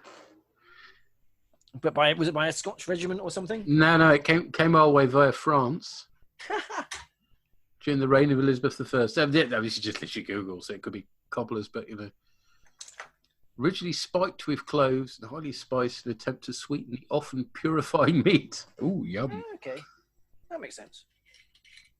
That's what a lot of the things that we. This reckons it comes from the idea scorch. So originally scorch eggs. Oh, okay. That makes a lot of sense. They were cooked over a naked flame. Mm. Well, that's filthy. I'll have my flames clothed, thank you very much. But then the cloves just burn. Scotch eggs are the fire in which we burn. Now, see, Malcolm McDowell's performance in that film is brilliant. I will grant you that is one of the highlights of the film. He chews scenery proper. And the fact that he got death threats after that as well. I know. I mean, I think the great man himself said it best. Get a life. Yeah. But, I mean, thank fuck it wasn't on Twitter when he killed Kirk. I mean, Christ. No, can you imagine? Everything I find so far says they came from India. That's all the good food did. So Oh God! Oh yeah. I mean, my Asian wife does complain about our local cuisine. I bet. She doesn't- Because it's all deep fried, presumably. I was literally about to Fried say she does not appreciate a pizza crunch, which is a thing of beauty when you've had a few drinks. Pizza crunch. Oh my god. Deep fried battered pizza. Oh, it's gorgeous. Cardiac arrest. I know someone who eats at least half of one every week. I don't know why he's not dead. Oh, hey, it's that filthy old pervert. If I was a younger man, John Luke. Yes. Very same. Dr. Salak, of course, as well, from original Galactica. Oh, of course, yes. That's been put out of my memory for a while, but I mean, yeah, this could have worked, couldn't it? With a better script, a better director, and more money. Up to this point, possibly. From this point onwards, Nah. I mean, they just, this is the craterous hole in the script of what happens when you actually find a god. I did finger quotes there, by the way, which doesn't make the podcast. are you trying to tell me this isn't God? Spoilers. Sorry to spoil that for you. I know it's been a while since you've seen the film, but you have seen it before, so. Yes, no, I do remember. Does this starship have holodecks? Not yet. Okay. Come back when they're wiped clean. Mm-hmm.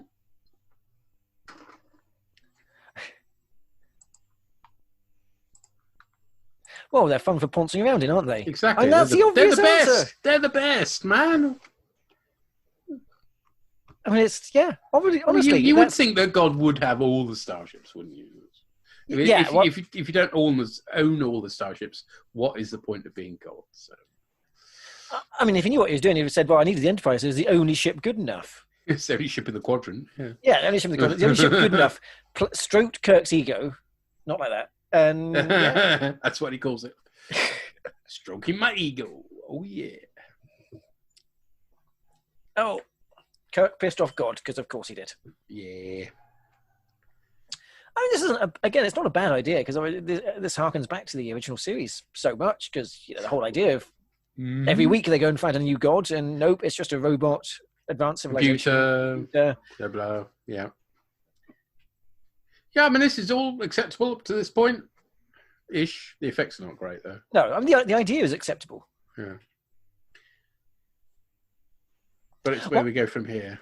Yeah, I mean, I was really surprised. I think I said a little while back that it was the week before lockdown. Actually, Shatner was in Glasgow doing his touring stand-up thing, where he played Star Trek 2 and then regaled us with a whole load of stories that had honestly happened to him, and weren't just stand-up routines and nick from other people. But there we go. It was an experience. It was everything you'd expect from a Shatner experience. But I was quite surprised that he didn't do Star Trek 5 because, Yeah. But he's not massively proud of this. It has to be said these days. It's funny that. Well, I also heard that he's pissed off that Paramount wouldn't give him more money to do a special edition. Is he? Right. Because he wants to put on some. Because during this scene, he wanted some CG rock, some rock monsters to chase them. Yes, it was the rock monster suit is a thing of glory, and it's I've not actually seen it. I don't think. Oh right, I have got it on file somewhere. I'll send it your way. But I don't think rock monsters would have. Rock monster, wow wow. Oh no, the greatest fear is yourself. Yes, but it should have been Shatner. They saved that one for the next one. I can't believe I kissed God.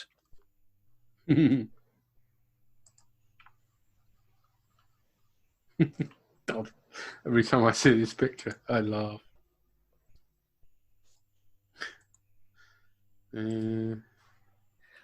Okay, he went. Okay, he's horny. He's horny for starships. I mean, come on. Well, who isn't? If are we not made in God's image? We are horny for starships. Therefore, God would be horny for starships. This actually makes perfect sense. And if it'd been a slightly clever, malevolent entity, he'd have won them over easily.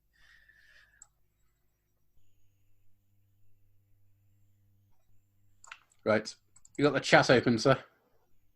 I can do. Where's the? Yep. Yeah, it's coming your way. I'll share the file in the meeting. Download. Will it open?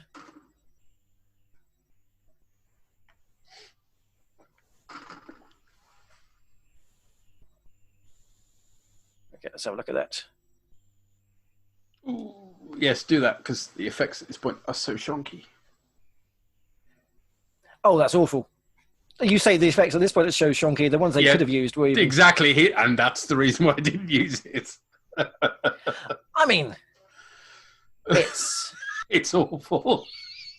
It's got a kind of Doctor Who charm to it. Oh, it's right up there with anything you'd find in the original Doctor Who, yes. But come on, these rock formation boulders are just atrocious. They're pants. And at this point, the budget runs out. He's got nothing to do except have a bunch of gels on the screen. I mean, this is just like the ending of Master of the Universe, the movie. Oh, right. Where they also ran out of money. Funny that. And I don't know if you remember the scene, but He-Man and Skeletor battle in the dark and smoke. Really? Yeah, it's because they were in the top of the pop studio. Yeah, basically, because they were because the production ran out of money, and they were like, "Well, we're ending the filming," and they managed to just go. And it's what's his face, is Skeletor, isn't it? Frank Langella, yeah. Frank Langella. Oh my life. Which is, I mean, that's one of the great things about that film is that they realised that they'd cast as He-Man someone who couldn't quite pull it off, and they just had him for the looks. Couldn't pull off a plastic. Actually, that sounds dodgy, doesn't it? Couldn't pull off a plastic figure. But you know. Yeah, but the He-Man in the cartoon is quite articulate and charismatic, and he's not just a beefcake. He's well voiced, isn't he? Yeah. So Dolph Lundgren was not those things. So they built the film around the bad guy instead. So Skeletor gets all the good stuff. That's fine. It's just a shame it was based on Earth rather than Eternia. Yeah, I mean that is a big problem. But Frank Langella's scenes is what makes it. Which again, if this film had been, and they did a bunch of characters that weren't in He-Man before, didn't they? That was the other thing that irked me. So you didn't get Beastman and stuff. You've got all these. I know Beastman's in it, but he looks totally different. No, but they had because there's the lizard creature Saurod that gets killed by Skeletor. The reason he's in it is because Mattel wouldn't allow them to kill off any of the characters in the TV series. Oh. So there was a reason. Right. And no Ram Man. I mean, who makes a He-Man film that doesn't have Ram Man in it? And they couldn't have Orko because they couldn't afford him, so they had a different character instead. Yes, yeah. It's not bad that they didn't have Orko, but then they thought, well, who can we have instead of Orko? Let's make Figure Suit worse. Oh, God. Captain Claw.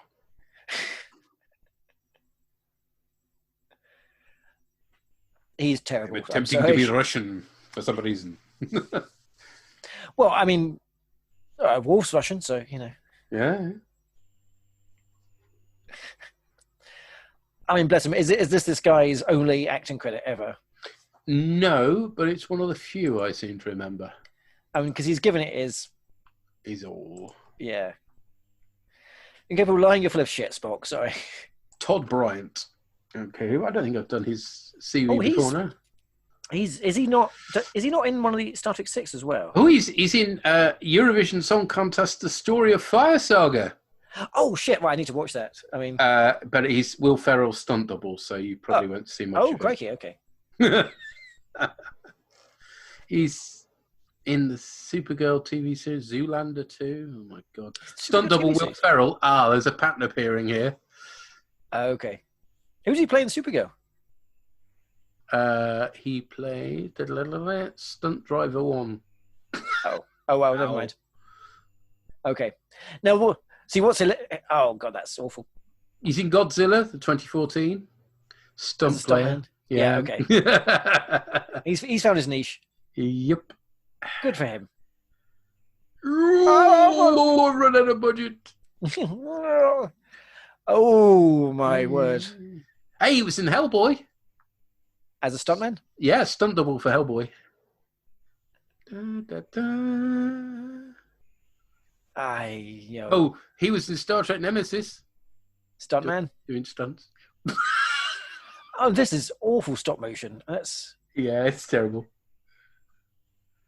Dude, Where's My Car?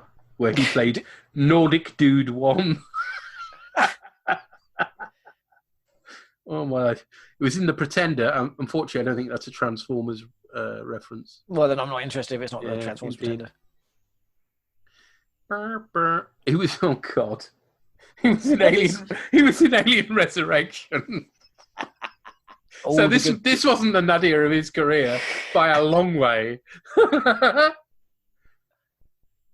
Batman and Robin! Wow! He's awesome. really chosen these films here. I'm getting some respect for him now. He's found his brand. He's sticking with it. Yep. T.J. Hooker. Oh, wow, that's how he got to know Shatner then. Okay. So, Yeah, like that's ever bothered the Klingons before. well, indeed. They're very... Bureaucracy is the battlefield on which we fight. Now, sadly, I've just realised that I've just been looking at his filmography for stunts, of which he has 134 credits. Okay. Have a look at his filmography for actor, of which he has 38 credits. Okay. Lost, he was in. Yeah. Uncredited. Right, so we uncredited and Lost. That's a... Flipper, which presumably is the reboot of Flipper if it's 1998.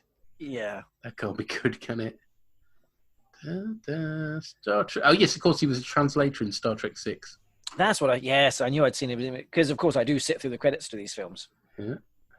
Because, the music, especially Star Trek 6. Yeah, the Star Trek 6 soundtrack's a nice one as well, yeah.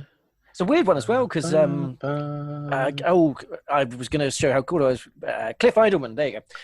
That's the man. Who did this? He's done very little. He's not gone on to have the same sort of career, but it's just weird. He has been in very, very little as an actor, it has to be said.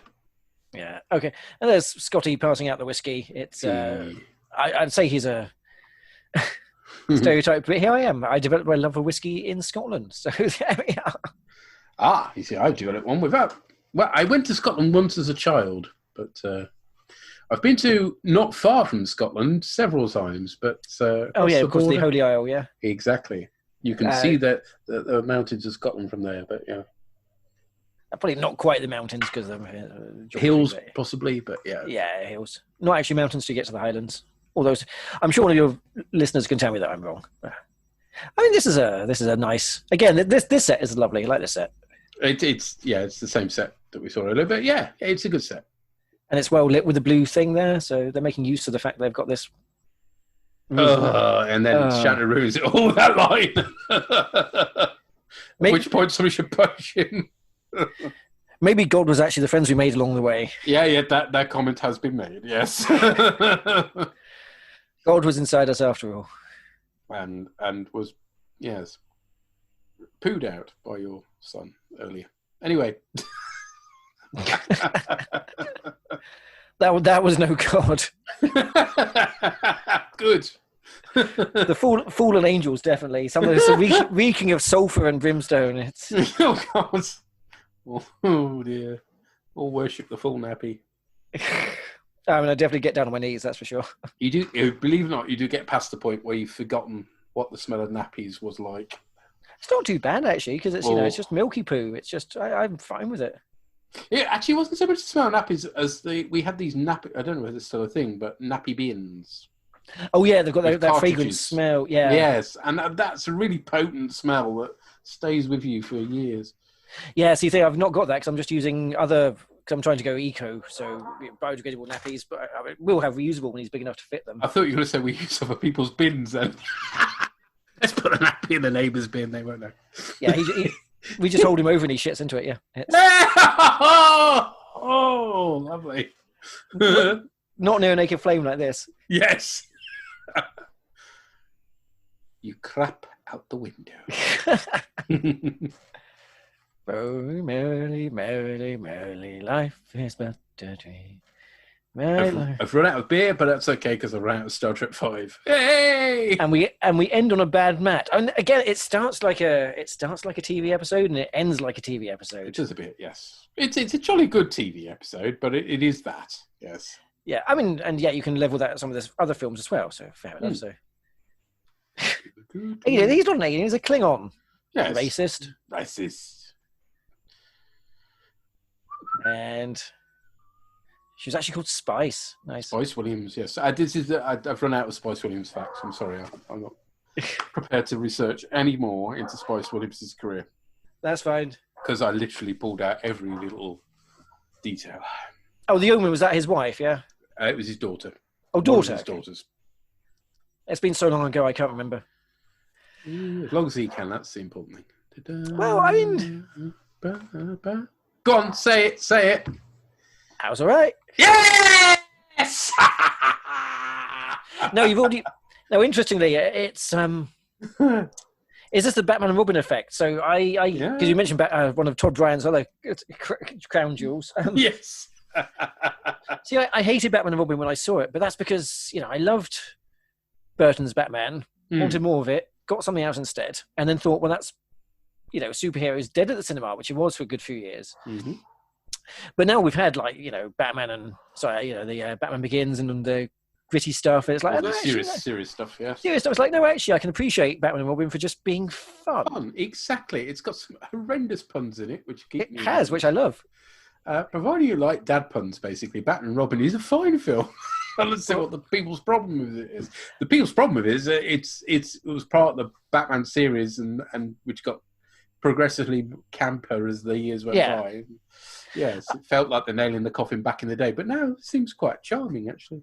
Yeah, it's because you take it as a separate entity from Tim Burton's Batman, not the same universe. As soon as you jump from 2 to 3, you're no longer in the same universe, really. Well, it's not even in the same Gotham. Gotham sort of becomes this place full of weird statues and crap. Yeah, there will never be a better Gotham than Tim Burton's first Gotham. Not his second one's too Tim Burton-ish. But exactly. Yeah.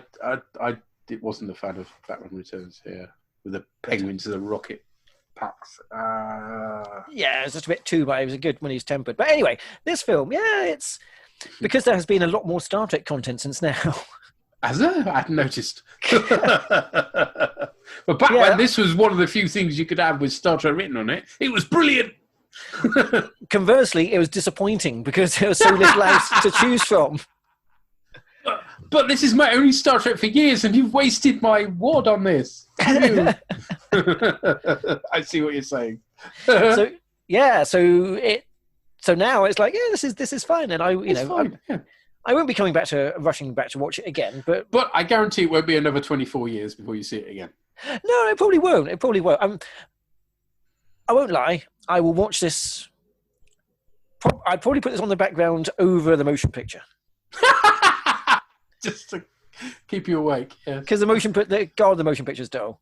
So, and actually, I hadn't watched, because I got the whole box set at the same time. I hadn't watched the motion picture for almost as long until you did your commentary a couple of years ago.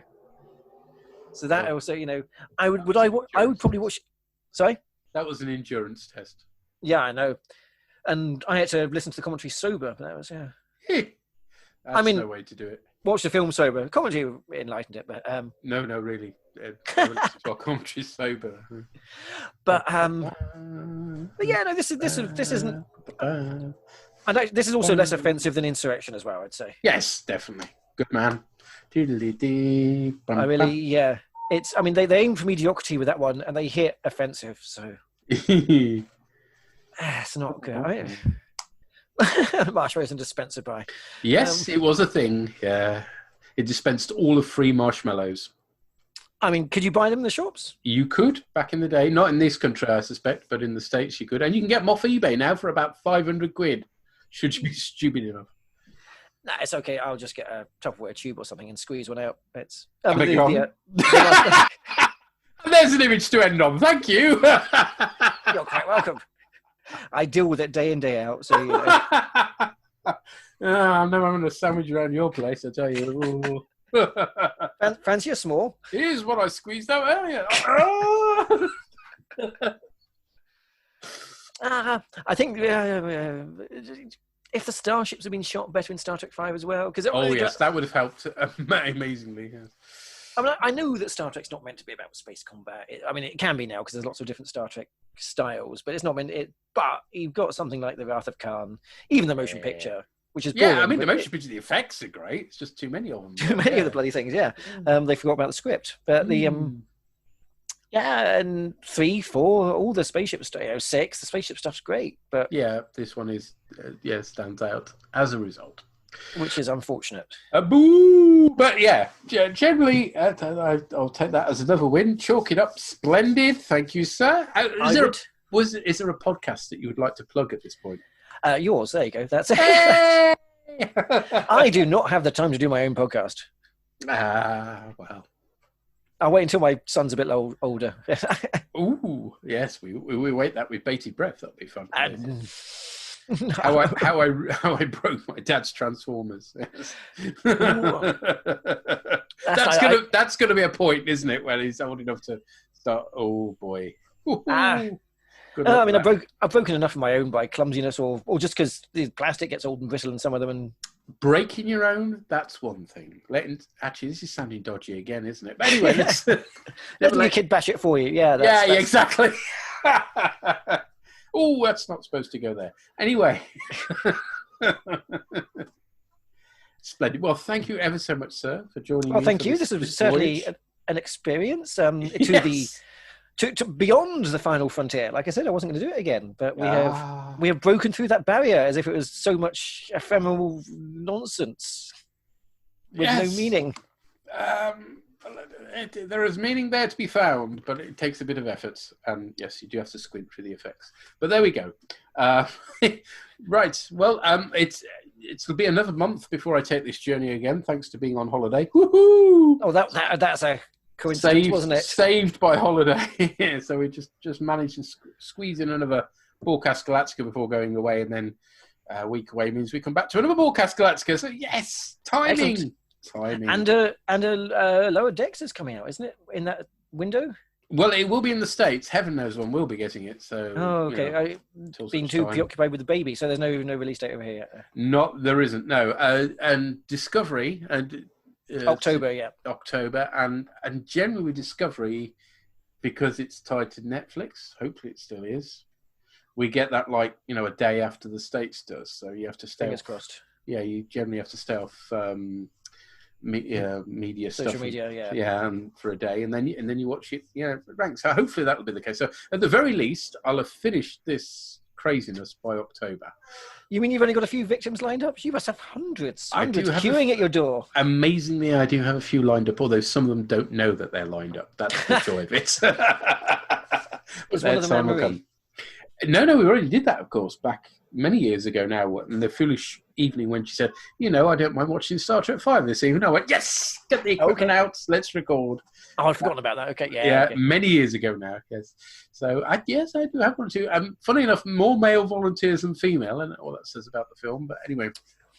I mean, it doesn't have a good balance of... not really. Gender, really, does it? No, it has to be said. Or colour, or anything redeeming. But anyway, so yes, if you would like to take part in this crazy voyage, now is the time to let me know if you haven't already, because the clock is ticking. Yeah, the end is in sight, except it's still 2 months away. God help me. But yes, until such time as we meet again, cheery bye, folks. Bye.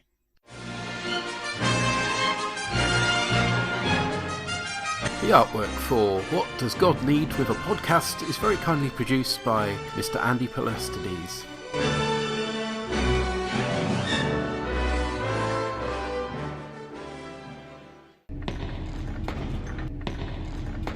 Shut it down! Good night, Bones. Good night, Jim. Good night, Spock. Good night, Doctor. Good night, Spock. Good night, Jim. Good night, Llama God. Good night, Peter.